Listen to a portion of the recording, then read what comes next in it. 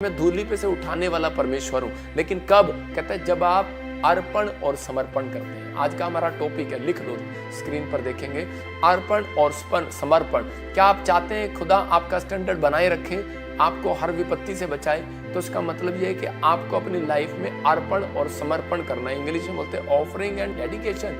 तो इसका मतलब कि अर्पण और समर्पण, ये दो चीजें आपको करनी है अपनी लाइफ के अंदर। अगर आप अर्पण और समर्पण नहीं करते आप, तो इसका मतलब मैं आपको विश्वासी नहीं मानता हूँ। मेरी बाइबल आपको विश्वासी नहीं मानती है। पवित्र आत्मा चाहता है कि आप लोग आगे बढ़ें और इस टॉपिक को ध्यान से सुने। जितने इस लाइव में सुन रहे हैं और बैठे हैं, अपने बच्चों की तरफ भी हाथ कर रहे हैं, आज परिवार की तरफ भी, कि परमेश्वर मेरे बच्चे, मेरे परिवार, मेरा घराना, मेरी सेवकाई के लोग, मेरे फैक्ट्री के लोग ईमानदार हो जाएं, परमेश्वर तेरे साथ समर्पित हो जाएं।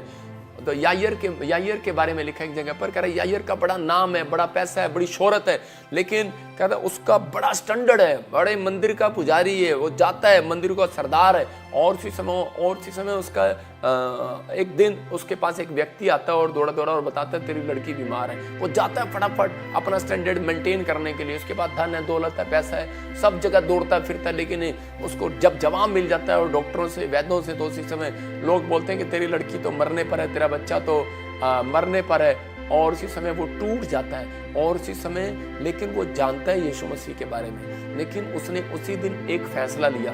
उसने कहा मैं यीशु मसीह के चरणों में जाऊंगा, मैं यीशु मसीह के पास जाऊंगा। लेकिन उसके विचार उसको डरा रहे थे और उसके दोस्त उसको डरा रहे थे, उसके माइंड उसको डरा रहा था, शैतान उसको डरा रहा था। कह रहा था कि यार तेरा नाम है, तू बड़े पद पर है, बड़ी ऊंचाई पर है और बड़ी शोहरत है तेरे पास, क्या नहीं है तेरे पास, तू पैसे सब कुछ खरीद सकता है। लेकिन उसी समय वो पैसा जब उसका बर्बाद हो जाता है, लोग उसे कहते हैं कि नहीं ये तो तेरा भगवान नहीं है। लेकिन उसी समय वो क्या करता है, वो अपने फैसले को उसी समय चेंज करता है, अपने माइंड को, और उसी समय अपने स्टैंडर्ड को मेंटेन करने के लिए वो कहता है कि नहीं मेरा स्टैंडर्ड मेंटेन, आज मुझे पता लगा मेरा पैसा नहीं, कहता है कोई है इस दुनिया में पावर जो मेरे स्टैंडर्ड को, मेरे बच्चों को, मेरे परिवार को बना कर रख सकती है, ब्लेस कर सकती है। और उसी समय जाता है और उसके पैरों में गिर जाता है यीशु मसीह के, और उसी समय बड़े नाम को, बड़े पद को, बड़ी ऊंचाइयों को, बड़े अपने स्टैंडर्ड को भूल कर चलाया वो यीशु मसीह के चरणों में। और उसी समय आकर कहने लगता है कि प्रभु मेरी एक ही बेटी है और वो भी मरने पर है, पवित्र आत्मा दया कर। और उसी समय जब उसने फैसला लिया, बोलता है कि मैं समर्पण करता हूं आज। कहता है कि मैं अपनी लड़की को समर्पण, इसको चाहे आप ऑफरिंग बोल लो, चाहे कुछ कर लो, नहीं, अर्पण को ऑफरिंग बोला जाता है, कि मैं अर्पण करता हूं। और उसी समय कहता है कि मैं अर्पण करता हूं अपने आप को, लेकिन मेरी परिस्थितियां बहुत खिलाफ है, मैं बिल्कुल खत्म हो चुका हूं, मेरी लड़की मरने पर है और मैं आज टूट गया हूं। और उसी समय यीशु मसीह बोलता है मैं तेरे साथ घर चलूंगा।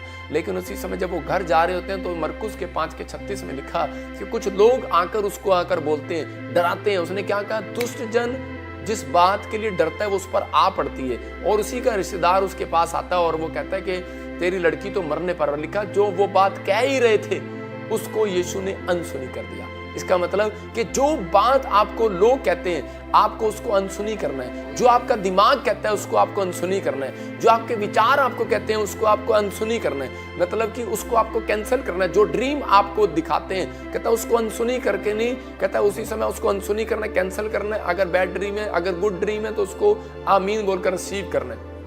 क्योंकि शैतान कभी भी आपको गुड ड्रीम नहीं दिखाएगा, वो बैड ड्रीम ही दिखा सकता है। तो उसी समय परमेश्वर का आत्मा कह रहा है कि आज ही कह रहा मत डर, केवल विश्वास रख। और उसको और इशारा करके बोलता है मत डर, केवल विश्वास रख। क्योंकि वो फैसला नहीं ले पा रहा था, डिसीजन नहीं ले पा रहा था।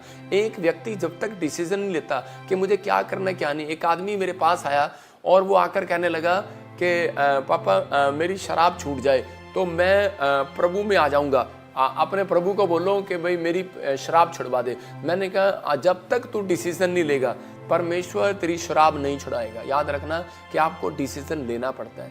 पवित्र आत्मा कह रहा है कि ये कई बार जो दुख मुसीबतें सड़क पर मोड़ आते हैं ना, आपकी लाइफ में चेंजिंग आती है, तो इसका मतलब ये आपको डिसीजन दिलाने के लिए आती है, कि आपको फैसले लेने के लिए आते हैं, चेंज करने के लिए आते हैं। ये परिस्थितियां जो आती हैं आपके जीवन में, तो वो डिसीजन लेने के लिए आते हैं कि अब तू क्या करने वाला है, तू क्या करेगा।